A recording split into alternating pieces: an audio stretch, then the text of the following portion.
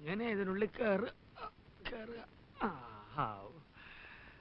ഇതെന്താ ഇത്? ഓ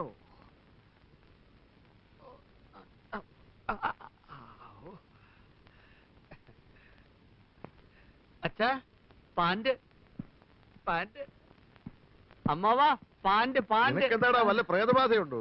ഓരോരോ ലീലാവിലാസങ്ങള്. മോഹം ഉണ്ടെങ്കിലേ അവനവന് ചേരുന്ന ഒന്ന് തയ്പ്പിക്ക, അല്ലാതെ പാകമാവാത്തത് വലിച്ചു കയറ്റുകയല്ല. എനിക്കിത് പാകാണ് അച്ഛാ, പിന്നെ ഇട്ട് പരിചയമില്ലാത്തോണ്ടാണ് ഈ ഞൊണ്ടല്. അമ്മേ, ഇപ്പൊ എന്നെ കാണാൻ ഒരു സ്റ്റൈലില്ലേ? അയ്യോ അമ്മാവാ. ആരെ കാണിക്കാനാണെങ്കിലും ശരി, ആര് വേഷം കിട്ടിയാലും ശരി, ഹരികൃഷ്ണന്റെ കാര്യത്തിലൊരു തീരുമാനം എനിക്ക് ഇപ്പൊ അറിയണം. എന്താടി കാര്യം? ഇന്നലെ രാത്രി അകത്ത് കിടന്ന കുട്ടി നേരം വെളുക്കുമ്പോ എങ്ങനെയാ തൊഴുത്തിലെത്തിയത്? നിങ്ങൾ എല്ലാരും കൂടെ കൂടി അവനെ എടുത്ത് അവിടെ കൊണ്ടുവന്ന് കിടത്തി. അതെ, നിങ്ങൾ എല്ലാരും ചേർന്ന് അങ്ങനെ ചെയ്തത്. ഉറക്കത്തിലേ അവൻ എങ്ങനെ തോന്നിയത്രേ? രക്ഷപ്പെടാൻ വേറെ വഴിയൊന്നുമില്ലായിരുന്നു. അതാ അമ്മയോട് ഞാൻ അങ്ങനെ പറഞ്ഞത്. അമ്മയെ പറ്റിക്കാൻ എളുപ്പ, ബാക്കിയുള്ളതെല്ലാം തനി രാക്ഷസന്മാരാ.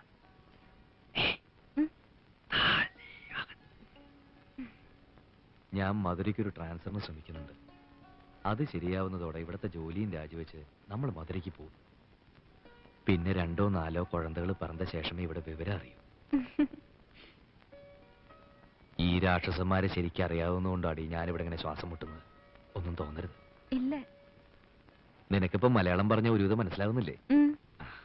ഇന്നലെ എന്താ വരാഞ്ഞത്? ഞാൻ കഥവ് തുറന്നപ്പോ വെളിയിൽ നിറയെ ഗൂർക്കകൾ. കൂർക്കകളോ? ഉങ്ക അച്ഛനും അച്ഛനും വന്നോ? ഇതെന്താ വളയൽ? അച്ഛൻ തന്നാ? ഇല്ലല്ലേ, നേത്ത് രാത്രി ജയകൃഷ്ണനും തന്നതാ.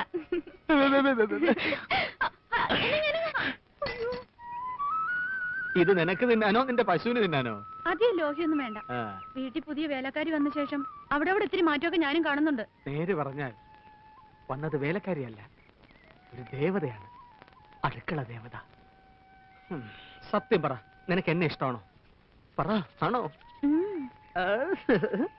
ഞാൻ പറഞ്ഞ നീ എന്തും ചെയ്യുവോ? എന്നാ ഈ വെള്ളത്തിലോട്ട് ചാട്. ചാടും. ചാട്. നേര് പറഞ്ഞ മുതലാളിക്കൊന്നും തോന്നരുത്. മക്കൾക്കൊക്കെ ഇത്തിരി കാറ്റുവീഴ്ചയുണ്ട്. എന്താ ഇപ്പൊ അങ്ങനെ തോന്നാൻ?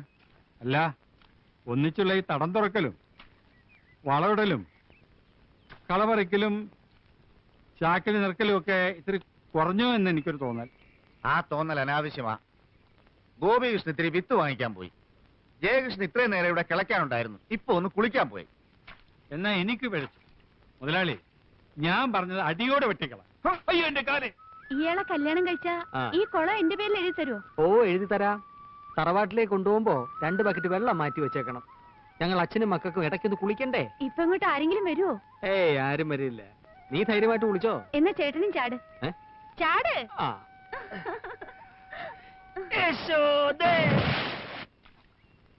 ഇനിയൊരു കുളിയാവാ. ഇന്നെന്താ ഇത്ര നേരത്തെ? വയ്യ, ഒരു ഉഷാറില്ല. ഒപ്പം മക്കളുണ്ടെങ്കിലേ വെട്ടാനും കിളയ്ക്കാനും ഒക്കെ ഒരു സുഖമുള്ളൂ. അതാണ് നല്ലത്. മനസ്സറിഞ്ഞൊന്ന് കുളിച്ചാൽ ഒരു ഉഷാറ് വരും. 40, 41, 42, 43, 44, 45. 45 ആയുള്ളൂ. ഇത് ഞാൻ പൊട്ടിച്ചേരാം. എന്നാ മുങ്ങ. അത്രക്ക് ചങ്കുറപ്പുണ്ടെങ്കിൽ നിന്നെ ഞാൻ കെട്ടിയിരിക്കും. വെറും വാക്ക് പറയരുതേ. വെറും വാക്കല്ല ജയകൃഷ്ണന്റെ വാക്ക്. എന്നേക്കാൾ കൂടുതൽ നേരം നീ വെള്ളത്തിൽ മുങ്ങിക്കിടന്നാൽ നിന്നെ വെള്ളത്തിൽ വെച്ച് കിട്ടും. എന്നാൽ എണ്ണിക്കോ. കെട്ടിയില്ലേ? അപ്പോഴേ കാണാം. കാണാം. 1, 2, 3, 4, 5, 7, 8, 9, 10. സുഖമായിട്ടൊന്ന് മുങ്ങി കുളിച്ചാൽ ക്ഷീണമൊന്ന് മാറും.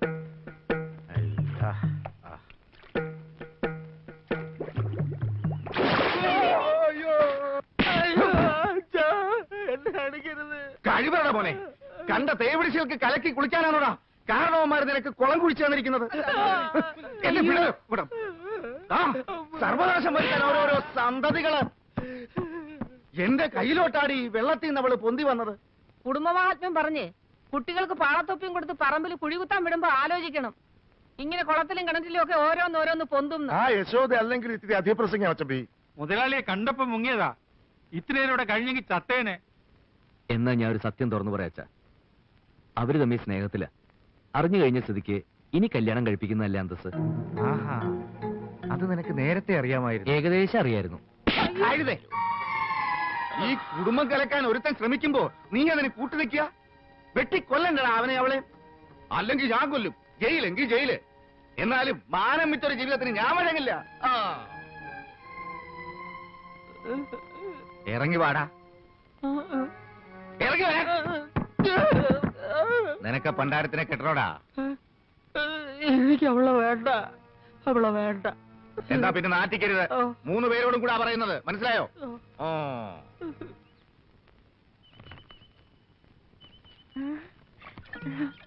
നീ ഇങ്ങോട്ട് വന്ന് ആരെങ്കിലും കണ്ടായിരുന്നോ? അരിച്ചില്ല. അരിച്ചില്ല അല്ല, അറിയില്ല. അരി ഇല്ല. ആ, നമ്മുടെ കാര്യത്തിന്റെ ആദ്യ പടിയായിട്ടാണ് ഞാൻ യശോദയുടെ കാര്യം ഒന്ന് എടുത്തിട്ട് അതാകെ തരിപ്പണമായി. എവിടെ പണം വരും? ഓ, പണത്തിന്റെ കാര്യം അല്ല പറഞ്ഞത്, തരിപ്പണത്തിന്റെ കാര്യം. തരിപ്പണം എന്ന് പറഞ്ഞാൽ പിന്നെ ആകെ നാശമാച്ച് അതാ. എന്നെ കൊണ്ടിടുവാങ്ങളാ? നിന്നെ കൊല്ലാനോ? നല്ല കാര്യായി. മன்னிச்சிடுங்க. മന്നിച്ച കാല് വരെ പോവോ? രാജാവിൻ പാർവൈ റാണിൻ പക്കം തേടുതി സ്വർഗം കൈ ഓടുതി വെക്കം പൊന്മാലൈ മയക്കം. പവിഴം ഇങ്ക വന്നതുക്കപ്പുറം ഊருக்கு പോകവേ ഇല്ലേ? പോകണമെന്ന് ആശയില്ലേ? പവിഴത്തിന് ഈ വീട് പിടിച്ചോ? ഈ ഞാനെപ്പടി എന്നെ പിടിച്ചാച്ചോ? ചൊല്ല്. நீங்க ரொம்ப நல்லவரு. ஏன் இன்னும் கல்யாணம் കഴിക്കില്ലേ? എന്റെ ഹൃദയം കാണാനുള്ള ഭാഗ്യം ഒരു പെൺകുട്ടിക്ക് ഉണ്ടായാലല്ലേ എനിക്കൊരു കുടുംബം ഉണ്ടാവൂ. എടുത്ത് താലോലിക്കാൻ. വിവരദോഷം പറയരുത്. ആണിന്റെ ഹൃദയത്തിലേക്ക് നോക്കിയാലൊന്നും പെണ്ണ് പ്രസവിക്കില്ല. അതിനിത്തിരി ചങ്കൂറ്റം വേണം. ആയ കാലത്ത് അത് കാണിക്കാതെ ഇപ്പൊ കിടന്ന് നിലവിളിച്ചിട്ട് കാര്യമൊന്നുമില്ല. നീ എവിടുന്നാ പൊട്ടി വീണത്? പൊട്ടി വീണൊന്നുമല്ല, മുളച്ചതാ. ചൂടാവാതറാ, അവളൊന്ന് പൊയ്ക്കോട്ടെ. അതെ, ഒരു കാര്യം തുറന്നു പറയുന്നോണ്ട് വിഷമം തോന്നരുത്. തെരഞ്ഞെടുപ്പ് കാലത്ത് രാഷ്ട്രീയക്കാര് ഈ ചുവരുകളൊക്കെ ബുക്ക് ചെയ്യാറില്ലേ? അതുപോലെ ഞാൻ ആ തമിഴ് പെൺകുട്ടിയുടെ മനസ്സില് ബുക്ക്ഡ് എന്നൊന്ന് എഴുതിയിട്ടുണ്ട്. ചങ്കുറ്റം കാണിച്ച് അത് മായച്ചേക്കരുത്. എനിക്ക് സഹിക്കില്ല. നീ ഒന്നും പറയണ്ട. അവള് നല്ലൊരു തമിഴ് കുട്ടിയാ. അവളൊന്നും നീ മുറിക്കകത്തേക്ക് കയറേ വേണ്ടു. ആകെ ഒരു പ്രകാശ. കണ്ടില്ലേ എന്തൊരു പ്രകാശ. ഓടാ. നീ കുറച്ചു ദിവസം പൊള്ളാച്ചി പോയി നിൽക്ക്. ഒരു ടൂർ ഉണ്ടെന്നും പറഞ്ഞ് ഞാനും ഒപ്പം വരാം. നിന്റെ അണ്ണനാണെന്നും പറഞ്ഞ് നിന്നെ ഇവിടെ നിന്ന് പുറത്തിറക്കാൻ ഞാൻ ഒരാളെ ഏർപ്പാട് ചെയ്തിട്ടുണ്ട്. അവൻ വരും. നീ അവന്റെ ഒപ്പം ഇറങ്ങി തന്നാ മതി. പുറകിൽ ഞാനും ഉണ്ടാവും. ഭയപ്പെടാനൊന്നുമില്ല. അവനാള് കുഴപ്പക്കാരനല്ല. നിന്റെ അച്ഛനെങ്ങാനും നമ്മളെ തിരക്കി ഇവിടെ വരുന്നതിലും നല്ലത് ഒന്ന് അവിടം വരെ പോകുന്നതല്ലേ. കുട്ടന്നായർ എഴുതി വരുത്തിക്കാന്ന് വെച്ചാ ഇനി ഒന്നും പെട്ടെന്ന് നടക്കില്ല. പരമശിവ മാമ വരുത്. ഒളിഞ്ഞിക്കോ. കുഞ്ഞകത്തു വല്ല പണിയെടുത്തോളൂ. ഇത് ഞാൻ തൊഴുത്തി കൊണ്ടുവന്നിടാം.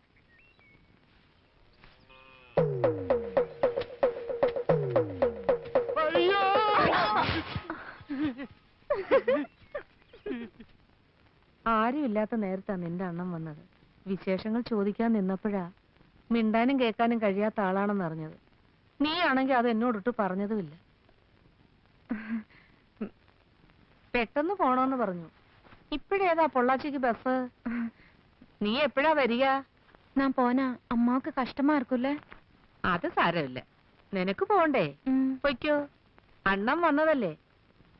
നിന്റെ വീട്ടിൽ എന്തെങ്കിലും വിശേഷം കാണും.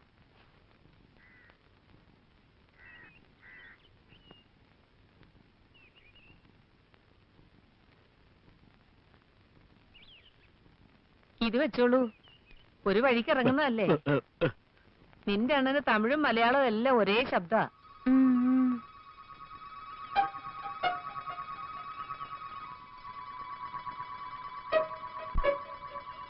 നിന്റെ മുഖം കണ്ടിട്ട് നിനക്കവിടെ ഇഷ്ടമില്ലാത്ത കല്യാണം ആലോചിച്ച പോലെ ഉണ്ടല്ലോ പെണ്ണെ. ധൈര്യമായിട്ട് പോയിട്ട് വാ.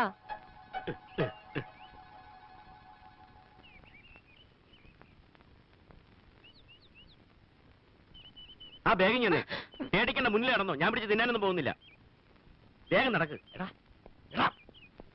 തന്നോട് ആരുടെ കോപ്പ ഇതിലെ പോകാൻ പറഞ്ഞത്? ഞാൻ അവിടെ നിൽക്കുന്നല്ലേ പറഞ്ഞത്. നിങ്ങൾ വരാൻ പറഞ്ഞ ഇടവഴിയിൽ പരിചയമുള്ള 1-2 ആളെ കണ്ടു. ഇനിയിപ്പേ ഈ സഹോദര ബന്ധം ഇതോടെ മറന്നേക്കണം. രഹസ്യമാണെന്നും വിചാരിക്കണ്ട, പരസ്യം തന്നെ. താനിത് ആരോടെങ്കിലും പറഞ്ഞാലും വലിയ പ്രശ്നമില്ല. പോ. ശരി. അണ്ണൻ എപ്പടി? പാത്താ കാലം മാതിരി ഇരിക്ക്. സാരമില്ല, സമാധാനപരമായ കുടുംബജീവിതത്തിലേ ഇതൊക്കെ പറഞ്ഞിട്ടുള്ളതാ. ഉം. ഇനിയിപ്പോ എങ്ങോട്ടാ? നേരെ പൊള്ളാച്ചിക്കോ അതോ പോലീസ് സ്റ്റേഷനിലേക്കോ?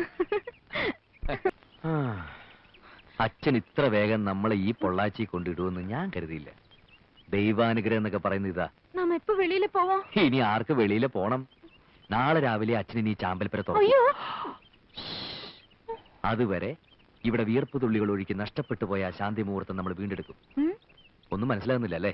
എന്നാ മനസ്സിലാകുന്ന ഭാഷയില് ഞാൻ ഇത്തിരി ആംഗ്യം കാണിക്കാം. അയ്യോ, മാം. അണ്ണൻ വന്ന് കൊണ്ടുപോയെന്നാ പറഞ്ഞത്. പറമ്പിൽ കിളയ്ക്കാതെ ഇതിനകത്തിരുന്നെങ്കിൽ ആ അണ്ണനെ ഒന്ന് പരിചയപ്പെടായിരുന്നു. ഇനി കുറച്ചു കാലം ഈ കൃഷി ഒന്ന് നിർത്തണം. അമ്മാവൻ എന്താ ഉറങ്ങിയില്ലേ? അനന്തരവനും ഉറക്കം വരുന്നില്ല അല്ലേ? ഗോപികൃഷ്ണനും ഉറങ്ങിയിട്ടില്ല. ഒരുത്തൻ 2 ദിവസത്തേക്കാണെന്ന് പറഞ്ഞ് ടൂറിനെങ്ങാണ്ട് പോയിട്ടുണ്ട്. അവന്റെ കാര്യം എന്താണാവും?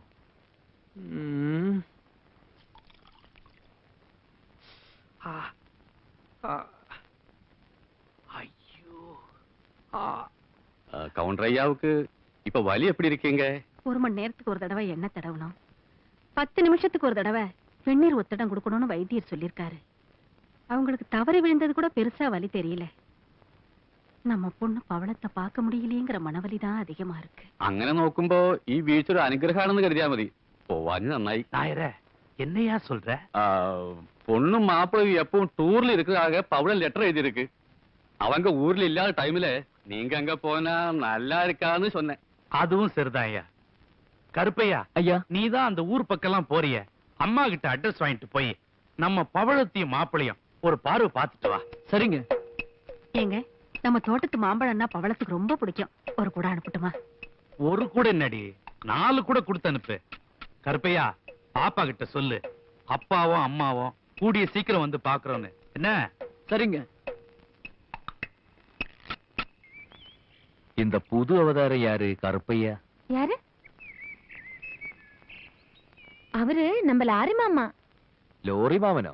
അയാളാണോ ഈ ലോറി കണ്ടുപിടിച്ചത്? ஐயோ, அது இல்ல. லாரி மாமா நம்ம சொந்தக்காரரு. அவர்தான் எங்க லாரிய ஓட்டிக்கிட்டு இருக்காரு. அப்பா என்ன പറഞ്ഞാലും അങ്ങനെയേ ചെയ്യും. ആ മാമനെ ഇങ്ങോട്ട് വരുത്താതിരിക്കാൻ എന്താ മോളെ ഒരു പണി? மாமா எங்க? ഞാനേ ഒരു സാധനം തരാം, വേണ്ടാന്ന് പറയരുത്. സ്നേഹിക്കേണ്ടത് എങ്ങനെയാന്ന് എനിക്ക് അറിഞ്ഞൂടാ. സ്നേഹം തോന്നുമ്പോഴേ എനിക്ക് പനി വരുമാനായി വിറയ്ക്കുന്നത്.